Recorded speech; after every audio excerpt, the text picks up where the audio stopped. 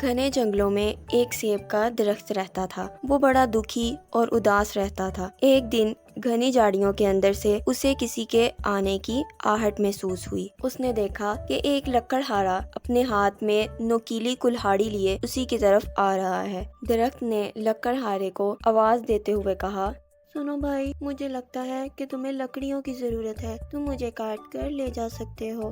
پہلی دفعہ مجھے کوئی خود بول رہا ہے کہ مجھے کاٹ لو، کتنی عجیب بات ہے۔ میں تو تمہیں کاٹنے کے ارادے سے بالکل نہیں آیا، اور یہ کلہاڑی تو صرف جنگلی جانوروں سے حفاظت رہنے کے لیے ہے۔ مہربانی، آپ مجھے پوری طرح کاٹ کر ختم کر دیجیے۔ آپ چاہے تو میرے پھلوں اور لکڑیوں کو بیچ کر بہت سارا پیسہ کما سکتے ہو۔ آپ مجھے کاٹ دیں گے تو میں آپ کا شکر گزار رہوں گا۔ تم اتنے بڑے اور گھنے ہو، تمہارے اوپر یہ میٹھے میٹھے سیب لٹکے ہیں، تم دیکھ سکتے ہو، بول سکتے ہو، سن سکتے ہو، اتنی خاصیت ہونے کے باوجود تم اپنے آپ کو مٹانا چاہتے ہو۔ بھلا کیوں؟ میری یہ خاصیت کسی کے کام نہیں۔ یہاں پہ بہت سے جنگلی جانور رہتے ہیں جو میری چھاؤں کے نیچے آ کر ہی شکار کرتے ہیں۔ شکار کرنے کے بعد جو گوشت بچ جاتا ہے اسے کھانے کے لیے آ جاتے ہیں، جسے دیکھ کر کوئی بھی پرندہ میرے اوپر گھونسلہ نہیں بناتا، اور ہر دن مجھے آنکھوں سے حسرت کے علاوہ اور دیکھنے کو کچھ نہیں ملتا، اور نہ ہی میں کسی بھی پرندے کو بچانے کے لیے اس کی مدد کر پاتا ہوں۔ اس لیے آپ مجھے کاٹ دیجیے۔ اگر تمہاری یہی خواہش ہے تو میں تمہیں کاٹ دیتا ہوں۔ درخت کی یہ باتیں سن کر لکڑہارا بولا۔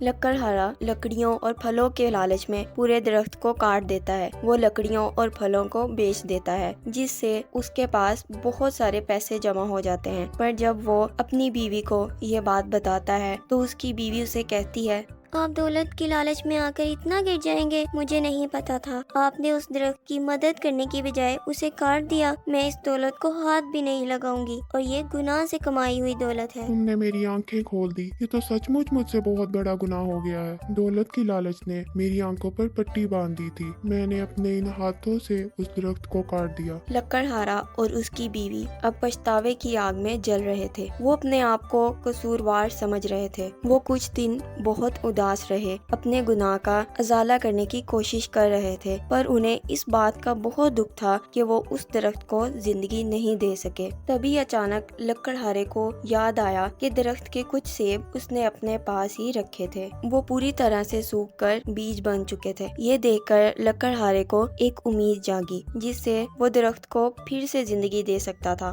وہ دوڑتے ہوئے ان بیجوں کو پہاڑ کی طرف لے گیا، جس کے بعد اس نے بیج کو پہاڑ کے اندر مٹی میں دبا دیا۔ اب وہ وہاں ہر روز اس بیج کو پانی دینے لگا۔ کچھ ہی دنوں میں وہاں ایک پودا اگ گیا۔ اس پودے کو دیکھ کر لکڑہارا اور اس کی بیوی بہت خوش ہوئے۔ کچھ ہی مہینوں میں وہ پودا درخت بن گیا۔ اب پہلے کی طرح ہی درخت کی آنکھیں منہ نکل آیا۔ اپنے آپ کو پھر سے زندہ دیکھ کر درخت لکڑہارے سے کہنے لگا، آپ نے مجھے پھر سے زندہ کر دیا۔ آپ مجھے پھر وہ سب کچھ اپنی آنکھوں سے دیکھنا ہوگا۔ اب تمہیں کسی بھی طرح کی حسرت دیکھنے کو نہیں ملے گی۔ میں تمہیں پہاڑوں پر لے آیا ہوں۔ یہاں پر دور دور تک جنگلی جانور نہیں ہیں، اور یہاں پر بہت سارے پرندے بھی ہیں۔ اب تمہارے ساتھی بن کر وہ تمہارے ساتھ رہیں گے، اور بدلے میں تم انہیں یہاں سے کھڑے ہو کر علاقے کے موسم کے بارے میں آگاہ کرنا۔ درخت نے لکڑہارے کا شکریہ ادا کیا۔ لکڑہارا اور اس کی بیوی نے بھی اپنے گناہ سے چھٹکارا حاصل کر لیا تھا۔